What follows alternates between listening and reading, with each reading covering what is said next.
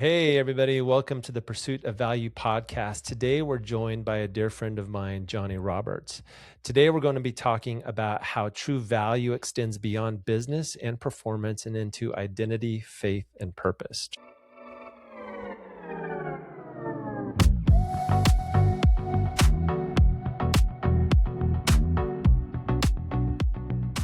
Johnny, welcome. Thanks for having me. You bet. I'm excited about this. I love talking about business and I love talking about faith and I love talking about identity and purpose. So this is good stuff. And just FYI, this is the first podcast I've done where I've talked about faith. So no pressure. All right. So background, Johnny and I met in 2021, I think it was ish. And you were a consultant working for a company that I was a consultant working for. And we had come together through just that sort of atmosphere. And I remember driving, and I can't remember if I called you or you called me, but I was driving back from Charlotte, North Carolina, and we just started up a conversation, and it just kind of turned into this friendship. And I love you, man. This is awesome. Dude, yeah, same. Feel the same. Didn't have any idea that this would be anywhere in our future when I received that call, but Yeah. it's very cool. Yeah, it's been good. So, I'm in the middle of season 3 of the Pursuit of Value podcast. And season 3 is really all about strategy, what it is and what it isn't. And I really just want to talk around that. I love your perspective on life and I love your perspective on business. One of the things I learned about you in the beginning is that you definitely view it differently than I do, but it's an added component. And so I find a lot of value in that. And so I'm looking forward to this conversation. So let's jump in. You spent nearly 2 decades as an electrical engineer, right? True. And you did consulting. Now, I don't recall how many years of consulting you did, but I know that you've done some. So what did that season teach you about how businesses actually create value? Wow. Um, so I would say, as a business to create value for your customers, you are wanting to create a product or service or enhance one, that's going to serve the needs of your customers, right? Mm-hmm. Mm-hmm. And uh, so there's two mistakes that I've seen that we will do in pursuit of that. Uh, One is that we'll just ask customers what they want. And it sounds like great on the surface, but it only works for a very short period. What you find is that customers can't tell you um, the best thing for themselves because they have limited insights. So imagine asking someone in 1900 like how to improve transportation. Right? They're going to be limited to buggy and Right. horses, and their mind's not going to think T model Ford. Uh, Right. Especially the more innovative you're trying to be, the less input that you're going to be able to rely on from your customers to be able to create something that is truly transformative and adds value to their business. Man, that's ironic. I just had a conversation with a guy talking about the same thing. He comes at it from an AI perspective, and he helps AI companies um, really communicate their value proposition to the customer. But what he've learned and what I've seen as a consultant is the customer is simply looking for a solution, and especially on the technical side, if you're approaching the customer as a with a product or a service and you're overly technical because you're a technical guy or you're coming at it from that perspective, something's going to get lost in translation because a lot of customers don't necessarily know. They just know they want a solution, right? And so there's definitely some area there. And another thing that we talked about was it was really just about communication. So communication breakdown of the selling company to the buying company, that in between, what's actually being communicated. And to your point, the buyer may not always know. Mm. Mm. It's good. Yeah. So go ahead. So I was just going to elaborate on the second problem, which is The first one is that customers can't always tell you what they want and then or need. And then the second one is the problem that I've seen is presuming that you know what the customer needs. And so typically that's characterized by focusing on your product or your service that you're Yeah. offering. And you're so focused on making improvements that you really become out of touch with what the customer's real needs, wants, and Yeah. desires are. Yeah. Um, and the solution to both is like, just, man, do the hard work of getting to know your customer. Get in the truck and ride around with them. Spend time with Yeah. them. Like, breathe the air they're breathing. Do the activities they're doing. And if you really are in touch with your customer, like, that's how you're going to become in touch. You will be much better positioned to offer them Yeah. a product or service with great value. That's a great point. One of the questions I ask a lot of potential customers and customers is, can you describe for me your perfect customer profile? You'd be surprised how many can't do that, or they attempt it and it's not consistent time over time over time. And so one of the exercises that I like to do with customers is helping them define the perfect customer, because at that point, then you can start learning how to define the value that the customer needs and is looking for. So that's a great point. That's a really good point. So, uh, and remind me, how many years have you been a consultant? Like, I know you've been technical advisor and stuff like that, but how often did you do that? The consulting was a pretty short stint, actually, maybe a couple of years. Okay. That's still Yeah. pretty decent though. You get to see a lot as a consultant. You really do. Um, as a consultant, where did you most often see leaders confuse activity or growth with real value? So this question I see a lot, because you see a lot of very busy people, especially owners, especially business leaders, very busy, low on resource, and their number one resource is typically time.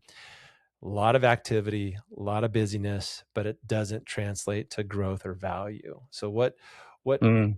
what did you see there? In short, too much meeting, not enough decisions being made coming out of those. So it can feel like you're being productive by talking about things, but Yeah, at the end of every meeting, you really should have some goals and some timelines on, you know, when those goals will be met, or even if it's like just coming back to your next meeting, like, what are we going to have accomplished? And put some things on paper and concrete. If you're not putting those things down, then you're just at risk of kind of uh, drifting kind of out in the open ocean, and you yeah, feel busy. You feel like you're accomplishing stuff because you're talking about it, but uh, that's not really moving the ball forward and getting things yeah, done. yeah. That's a great point. There's a book out there called Death by Meeting by Patrick Lencioni. I don't know if you've heard that or not, but it's I'm not a huge fan of his writing, but this book, that's not true. I like his content. I just don't like the story narrative that he typically puts it in. But Death by Meeting is a great book, and it really talks about meetings and how they're useful and how they're not. And then he gives you some practical guides. And I've used it for, man, probably the last 5, 6 years, just his framework. And the bottom line is that, man, meetings should be short, to the point, and you should walk out of a meeting with action items that you can actually execute on. Now, there's a lot to his book, but that what I pulled out of it and how I use it is, I don't want to have a meeting and then not get something done from it. I can't tell you how many meetings I've been in where nobody's writing anything down. The meeting takes an hour and a half, and you look back on it and zero. It was just a waste of space. It was a Hmm. waste of time, Hmm. waste of air. So that's a great point. Now, at what point did you begin to sense that professional success alone wasn't the full picture? Um, That's it that's was kind of part. a broad question. So Well, I think it happened towards the end of my kind of towards the end of my career. hmm So I had worked for going on 17 years in engineering, and it was around that time that I in that period I began in hardware development, and I made a transition towards the end mm, in software development, which is something that I had a a passion for. I really enjoy software and development. And so for a season, I really enjoyed that. I was having a great time and having some success at it. I found that I had some really good mentors, and I learned a lot, and I was pretty good at it. Mm. And I, I remember a discussion where I had with my boss, and I was like, "Hey, listen, what I'm doing just isn't fulfilling me. Like I'm enjoying the programming, but I'm not finding fulfillment."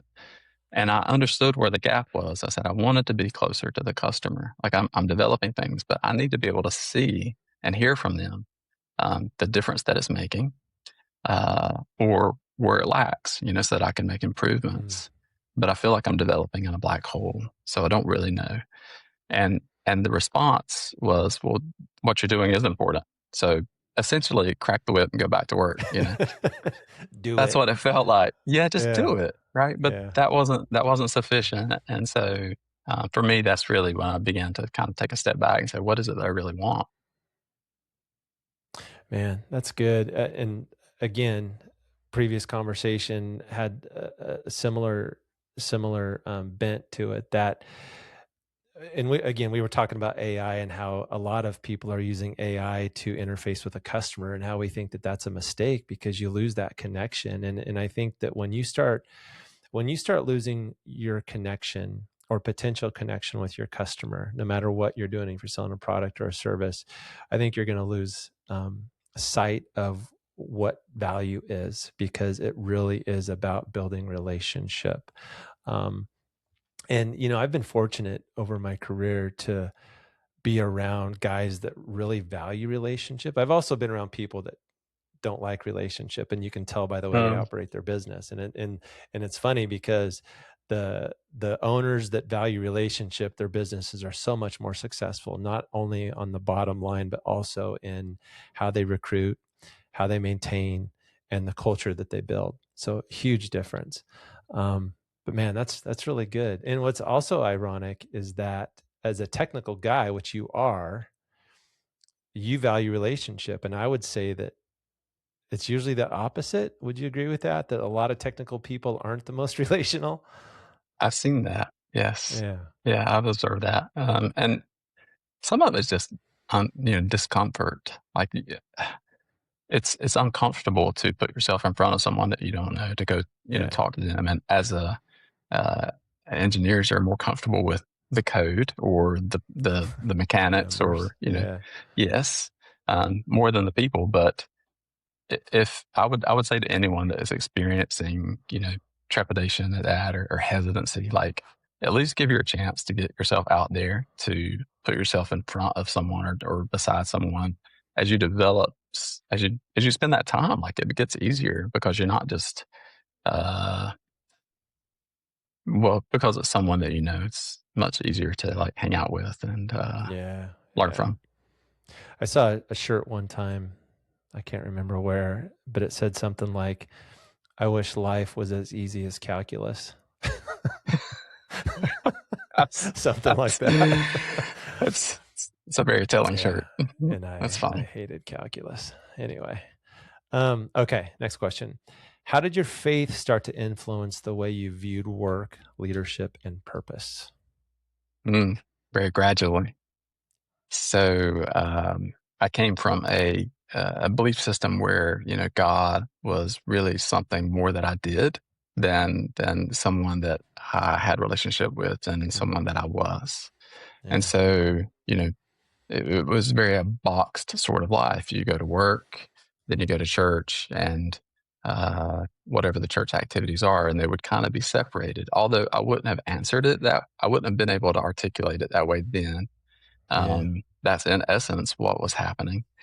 And it wasn't until, I matured a bit in my faith. And I would just say actually probably within the last, I don't know, 15 or 20 years that has really transitioned for me where, um, previously life was kind of at the center, and then God was, imagine a wheel, at the center with some Sure. spokes coming off, and like God would have been at the end of one of those spokes. And Yeah. now my realization is like God is at the center, and everything's connected to him, whether it's work or family or friendships. All those are just spokes off of this connection that I have with God. And so you begin to see not only your work, but everyone that you are in contact with is um, everywhere is a mission field, and every person is an opportunity to share God's love with. Yeah, that's a great point. You know, I've always struggled. I've always been a task guy. Like task has been, um, people were a challenge. Task was easy, and so I would gravitate towards easy. I love to list. I love to make a list. And when I got into leadership, and I got into leadership pretty young in my dad's business. You know, he owned a construction company, and I came in after college. I worked with him my whole life, but came in after college, and he put me in a leadership position. He didn't know what he was doing. I didn't know what I was doing, but he did it because I had the same last name as him. And I learned really quickly that you had to develop relationship if you really wanted to influence people. And um, that was, man, 30 plus years ago, and even today it's still something that I have to be very purposeful in. And I love people, I really do, but I'm also um I tend to be guarded. So there's that tension there, but I really, really love people. And that's what I love about business is that you have an opportunity to affect many lives in business. And Mhm. that's the mission. So anyways, good answer, man. Thank you for that. Um Now, many leaders tie their identity to what they do. I'm guilty of this. Why is that such a fragile foundation? What have you seen? And again, we're talking business and faith here. If your identity is tied up in what you're doing, then it's fragile because you're only as good as how you're doing. Hmm. So you get some poor feedback, and all of a sudden you're off the rails, or you make a mistake after mistake, and now you're feeling terrible, and uh, that impacts your mentality. This episode is brought to you by Interactive Workers Virtual Assistants, helping business owners and leaders turn strategy into action. With professional remote staff, Interactive Workers takes care of your daily tasks so you can focus on what matters: execution, leadership, and growth. And here's what makes them different. Every Interactive Worker virtual assistant operates on site at the company's HQ with full supervision and IT support. This ensures security, accountability, and uninterrupted 24/7 performance.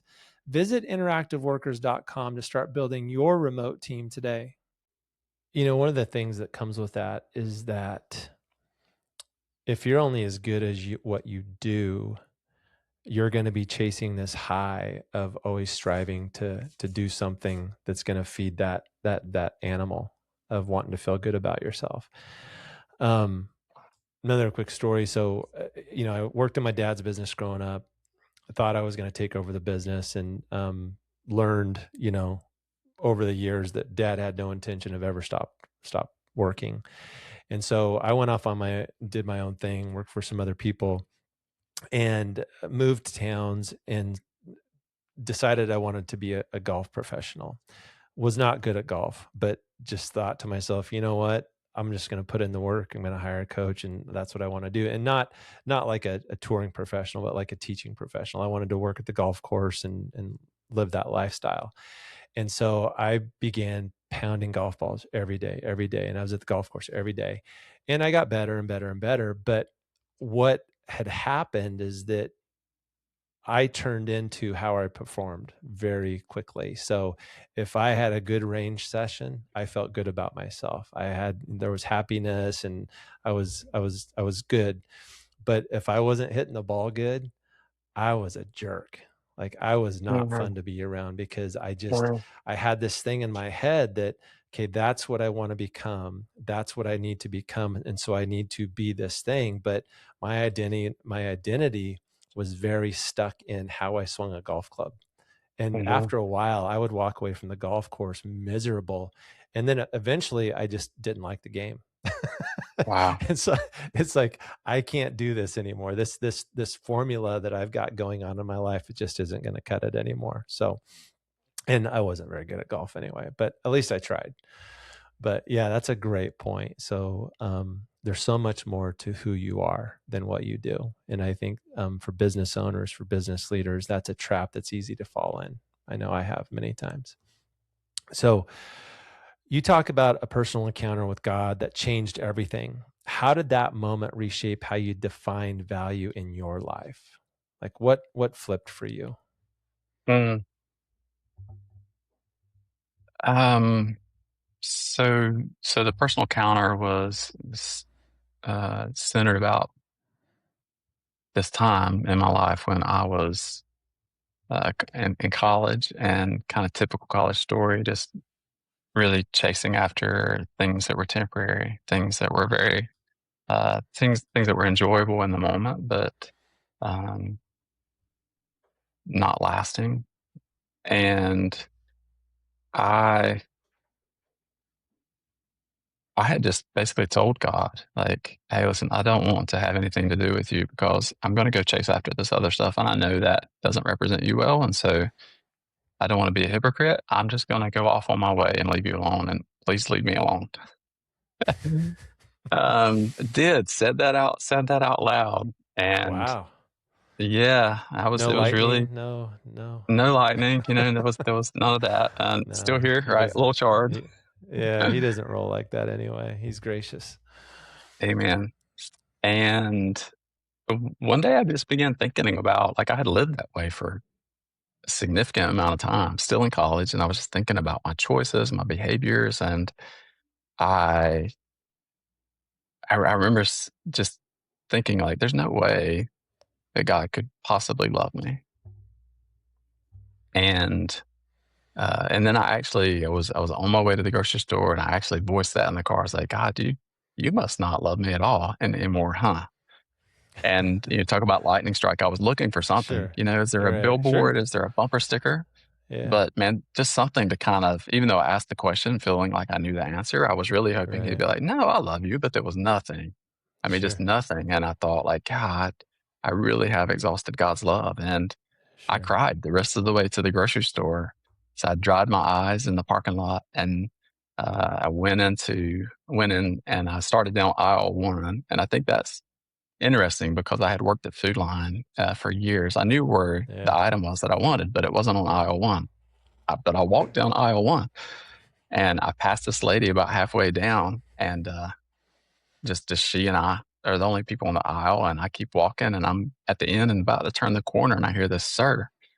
I don't think anything about it. It's not for me. I just keep walking, and louder this time, "Sir, sir." So I stop on my heels, and I turn around, and this lady, there she is. I'm looking around like, yeah, she's definitely talking to me. There's no one else around. And so I walked back up to the middle of the aisle, and she said, "Hey, listen, when I passed you just now, the Lord spoke to me, and he wants you to know something." And I was like, "What the crap is this?" Yeah. And she says, "He just wants you to know how very much he loves you." And what flipped for me, not in that moment. It took some time still because I was very stubborn, which is just further proof of God's grace and mercy. Yeah. But what that showed me is that uh, if He loves me when I'm, doing my dangdest to be unlovable, like, Hmm. then there's some real value inside of me. Uh, I have something to give. I am lovable, so I have worth. And so what that showed me is that not just me, right? Like, but that's God's love. That's his heart for every person. Yeah. So it's not a question of if people can be loved, it's not a question of if people have worth. It's really a question of finding it and discovering it and helping other people do that for themselves. Yeah. Man, I love that story. And I I believe that one of the things the Lord's been speaking to many of us is that something very similar, but I think a lot of believers have a misconception that God doesn't speak to them, that God's not answering, God's not, he's not relevant or purposeful in their lives. Um, I would say that we're not paying attention. That's what I would That's say. good. That's good. Um, because you can't look around in creation, look up at the sky at night, the birds of the air. I mean, everything, and not see that the Lord is speaking. He's not always using words, and that's the key part, right? With you, he used a woman in aisle one, right? That's She was good. faithful. She was obedient by hearing him in the moment, having the faith to talk to you, and she was able to deposit a seed in your life that changed your life. 100%. Yeah, 100%. And man. that's the idea of like hearing God has been just this journey for me, and something I'm still, honestly just still discovering and working Yeah, on is being able to discern, when he's speaking and how he's yeah. speaking.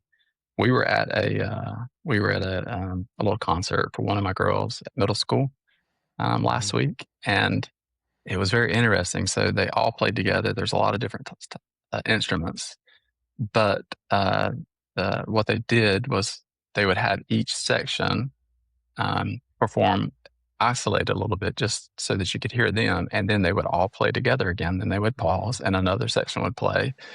And what I was amazed by was how I was able to pick out the individual instruments once they had shown me like what to Right. listen for. And man, I would just encourage anybody like that is struggling through that or wants to hear God's voice is like ask Him to begin to like isolate that and help you to Yeah. uh, hear His voice, so that you can hear it amongst all the noise. Like I think He'll do Yeah. that. I know it will, and there's so much noise, and that's the challenge. That's and it's this. Yes, this is a business podcast, but there's noise everywhere, and the Mm, challenge for a believer, the challenge as a business owner, is to be able to push out the noise and focus on what is really important. Um, Man, good stuff. Thank you that's for good, that. dude. Thanks for bringing it back to business because we again, like I was saying earlier, when I would compartmentalize things, we can do that. But hearing God's voice in your business is just Yeah, as important as hearing God's voice in your personal life. I think about like there was Joseph who was enslaved in Egypt and eventually rose to a position of influence, and his yeah, ability to hear God's voice saved so many people and created a future for so many people. So businesses do that. So how much yeah, more important is it today still to hear God's voice and to be able to make decisions that benefit the business so that the business can benefit people? yeah. I love that, and that's why I started this podcast. I believe that business can be one of the greatest forces for good in the world, and I believe it's God's heart for people to run businesses with integrity, with purpose, to expand his kingdom and to bless others. It's not, it is absolutely not about generating the most revenue with the biggest profits. That's in my view, that's necessary because you have to have a viable business, but it is not the point. So thank you for So bringing good, that up. Marcus. Mm. So, quick story about hearing the Lord's voice. When I owned my construction company, it was growing, and I had this big appetite, and I wanted to do everything, and I was getting ready to buy a piece of equipment that I thought I needed. I needed this, Johnny. I really needed this piece of equipment, and the bottom line is I just wanted it. It was like this. It was just I'm a little boy and just loved running equipment. And, I was praying about it. And I heard the Lord say, no, don't buy it. And surely that's not the Lord. I mean, I want this. So I go buy it. And sure enough, I end up not using it. Doesn't generate a lot of revenue. And so it just sits there and sits there. And I'm like, all right, I got to sell this thing. I guess I should have listened. Right. And so I pray about it and I pray about it. And I'm like, Lord, should I sell it? And I hear no. And I'm well, obviously that's not you, Lord, because it doesn't make any sense. And sure enough, I sold it. And then what do you know? I ended up needing it a lot right after that. So it's just, back to our point about listening. Are we really listening, or are we filtering it through, what we want? So it was a very embarrassing lesson at the time. But man, I made so many mistakes back then. I don't even know how I was able to walk down the street. But all right. So, next question. What does faith teach us about serving others versus striving for outcomes? What's Oh your man, thoughts on that?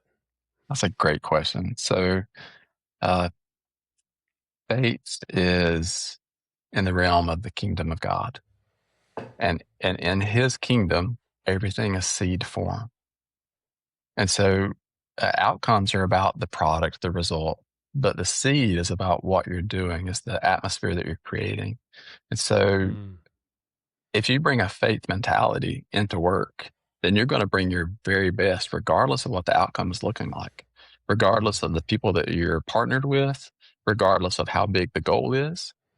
You are not going to be so focused on that that it actually is a detriment to your work because you can't Man, focus that's because you're good.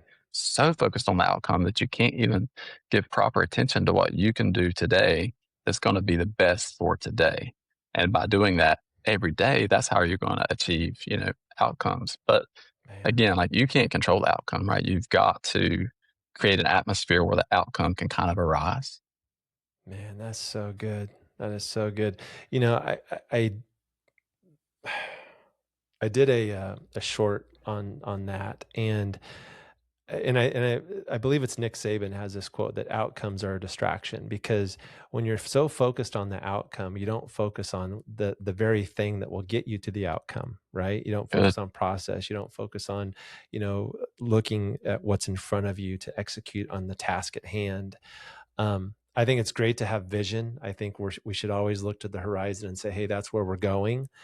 But to be so focused on outcome, and another thing that brings up is that when you're focused on outcomes, you invite fear into that equation, because Wow. it's the fear of failure.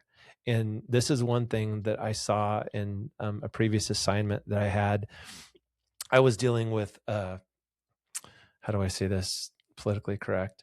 I was dealing with an age group of people that were all very similar, and they had such a tremendous fear of failure that it locked them up, and they played tight almost every single day because it was outcome focused. And what we really need to focus on in business and in life is, what is that process? And so, one of the things just recently is I've got some uh, negative thought patterns that I deal with, that I've dealt with consistently for years. And the Lord has been very, very consistent recently, to the point where He's getting loud. You need to pay attention here, because this is holding you back. This isn't what I have for you. I need you to rethink how you think. And man, it's so easy to fall into a rut of thought. We just do it every Hmm. single day. We have so many thoughts throughout the day that are just habit, habit, habit. And to break out of that is just so important. But man, that was really good. Thank you for that. For sure. Yeah. All right, a couple more questions here. Um, from your perspective, why does the pursuit of value always begin with identity? Is it possible to find value aside from identity? Is that possible? I think temporarily you can find value Yeah. outside of identity, but it's not going to be long lasting. And Yeah. it's, as you mentioned earlier, it's fragile. Yeah. Yeah. Yeah. Yeah. It's I just agree too with that. susceptible to, the atmosphere of what's going on around you. Um, Yeah. to really let that be something that it's not going to be a rock, for you. Yeah. I really believe that a lot of what we see in the world today, with a lot of chaos and a lot of, I don't want to get into it too much, but when there is a lack of identity and a lack of purpose, you're living a life built on a house of cards. Well You said. really, really are. And it is hard to live in a world that we're in today that bombards you with so much information. My goodness, man. My phone holds more information than I can ever, ever, ever manage well. And if I consume that on a daily basis and I allow that to be my focus, I am setting myself up for just absolute chaos, mentally, emotionally, physically. And Um, yeah, it's just, and so if you don't have an identity that is rooted in purpose and in truth, it's going to be a challenge. And we see it Gosh, every day. 100%. And you'll see like we'll tend to be like self-focused, Mm. you know, when we're fragile like that, and we're going to be striving for our worth, striving to prove our value, as opposed to being confident in that and looking to see how we can bring value out of others. So uh it completely kind of flips the script. Yeah, it does. It does. Well, I want to transition into talking about your book. Johnny wrote a book. So why don't you tell us about the book and kind of give us some background about where it came from? Got it. So the book is called Jesus the Man, Hmm. and it really began. Gosh, it began over 5 years ago. Uh, God had asked me to preach sometime before that, and I finally was like, okay, I guess I'm gonna do this. And I started in the seminary, and so um, I remember the very first class of seminary. It was a visiting class, and so I was there to see if this was like a good place for me, a good fit for me. So it was a free lecture. Hmm. And I remember the professor, very first words out of his mouth, he said, when Jesus was born, did he cry? And I was like, I've never really thought about it. I, I guess, you know. And then his next question was the one that blew me away. He said, "Was he faking it?" And I Wow. was so blown away because most of your listeners, probably like me, um, if they have to have a faith and have a belief, have a certain idea about Jesus, that the way he came to earth, because he was God, Hmm. that he knew everything and that he could do anything. And um, because of that, like, if that's true, if Jesus always had if he was always omniscient, then when he was born, he had to make a decision like, oh, I'm here now. I guess I should give a cry so they don't get worried. Um, which sounds ridiculous, It does sound ridiculous. Yeah. but that's, you know, if he was omniscient, that's about how that would have to go. Anyway, school being school and life being life, a lot going on. That kind of just fell to the back burner, and I continued with Hmm. school. Um, I was I was in my last year just before graduating, and I was at home reading the Bible, and I was in Matthew chapter 12. Jesus had just healed someone in the temple, and it said, and the Pharisees, of course, were very upset that Jesus was working on this day of rest, and they began to plot how to hurt him, how to kill him. Hmm. And it said that when Jesus knew it, he departed from there. And dude, the word "when" exploded off the page. I was like, "What do you mean when Jesus knew it? I thought Jesus always knew all things." Right. And that really began an investigative work and study of the Bible that was quite a long time in the making. Um, that I began to reevaluate what did Jesus know?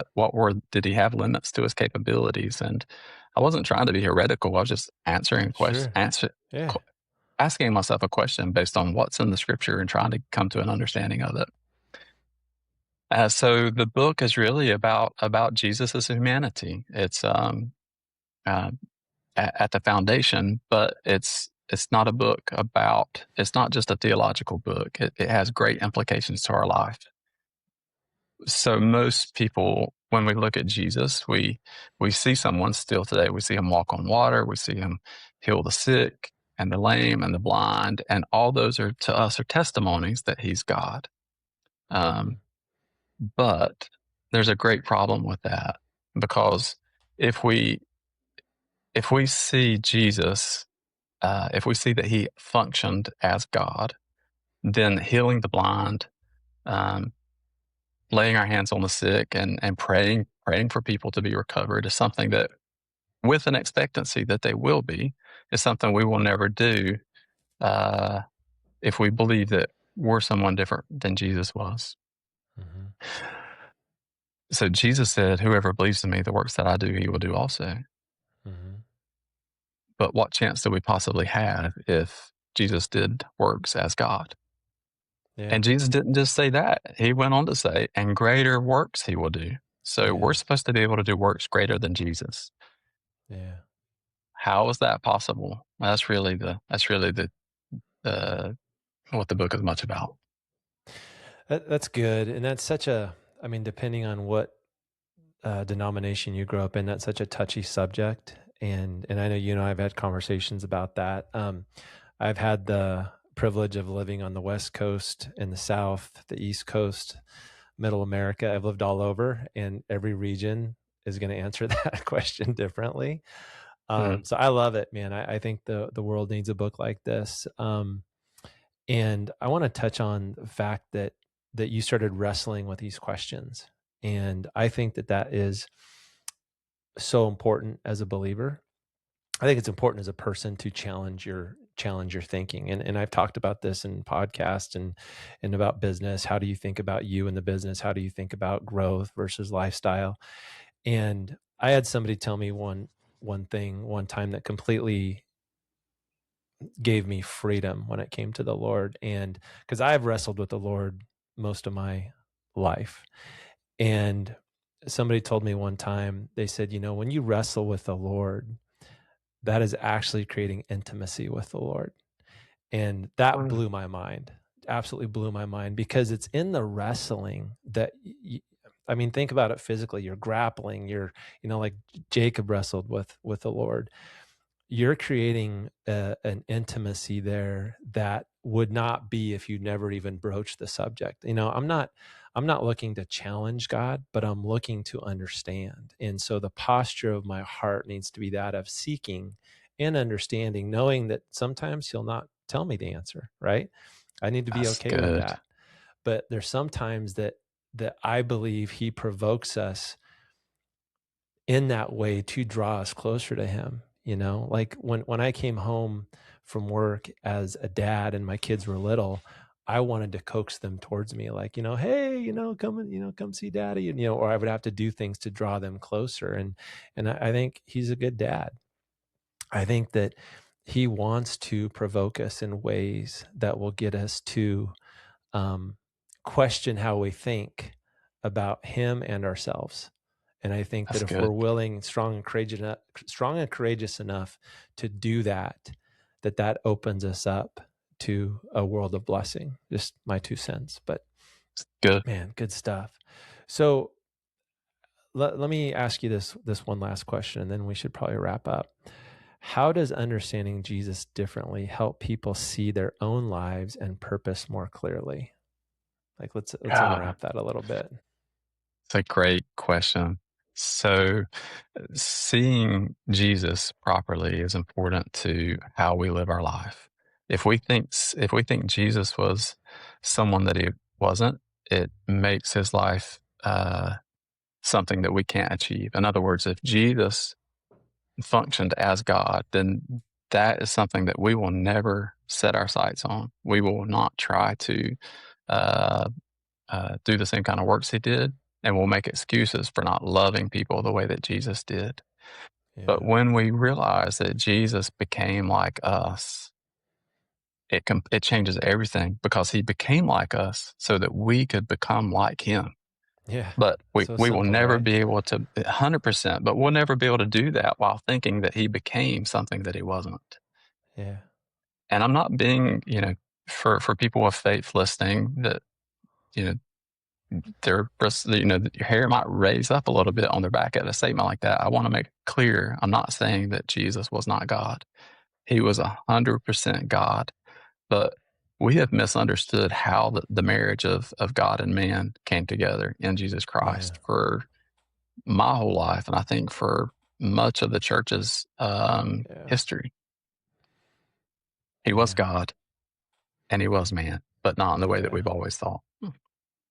You know, one of the things that I've always wrestled with was I didn't understand how people could preach Jesus, and then I would see many, many, many lives of Christians that did not equate to what was being taught. It never added up. It never added up. Um, and the simplicity of it is, if we're to be Christ-like, I don't believe that God would set the bar and then go, whoop, always moving the bar, always pulling it up out of our reach. I think that we do that. I think that we do a pretty good job of moving the bar, that it's never possible, that it's never capable. Um, Man, I just love it. I think that this book is going to be so impactful. Do you have any idea when it's going to be out? I am seeking agent representation now to get connected Okay. with a publisher, and so I don't have Okay. any timeline right now. Okay. All right. Well, Johnny, I love you. I enjoyed this conversation. Very thankful for you as a friend. Um, I hope and pray that this adds value to people that are watching it. And just to tie it back to business, because I always got to do that. Um, I really enjoyed your insight on business, and I'm very thankful that in learning to in getting to know you, how I always saw in you that you didn't separate business and Mm, your faith, and that always inspired me. And in the relatively short time that I've known you, in my long aged life, so thank you for that. 100%, 100%. All Well, right. thank you for having me. I've enjoyed it. Yeah, you bet. All right, that's it for today. Thank you so much for tuning in to the Pursuit of Value podcast. Please be sure and check us out at www.povstrategic.com. And we hope you have a blessed day. See you later. Bye.